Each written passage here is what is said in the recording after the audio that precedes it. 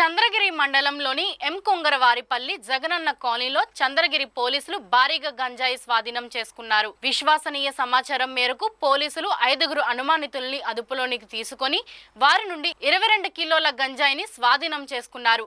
అల్లూరి సీతారామరాజు జిల్లాకు చెందిన yes baby, తమిళనాడులోని తిరువల్లూరు జిల్లాకు చెందిన నరసింహ, తిరుపతికి చెందిన జబీర్ మొహమ్మద్లతో పాటు తిరుచానూరుకు చెందిన కార్తీక్, ప్రవీణ్, రేణుగుంటకు చెందిన మణికంఠలను పోలీసులు అదుపులోనికి తీసుకొని ప్రశ్నిస్తున్నారు.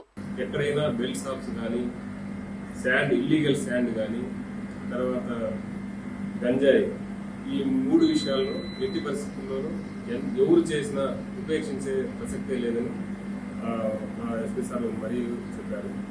ఈ సందర్భంగా చంద్రగిరి సిఐ సుబ్బరామరెడ్డి మాట్లాడుతూ ఎక్కడైనా గంజాయి అక్రమాలు జరిగినట్లు తెలిస్తే తనకు సమాచారం ఇవ్వాలన్నారు. గంజాయి విక్రయాలు, బెల్ట్ షాపులు, ఇసుక అక్రమ రవాణాల పట్ల కఠినంగా వ్యవహరించాలని తిరుపతి జిల్లా ఎస్పీ, చంద్రగిరి డీఎస్పీ ఆదేశాలు జారీ చేశారని చెప్పారు. చంద్రగిరి మండలాన్ని గంజాయి రహిత మండలంగా తీర్చిదిద్దాలనే సంకల్పంతో ముందుకు వెళుతున్నామని తెలియజేశారు.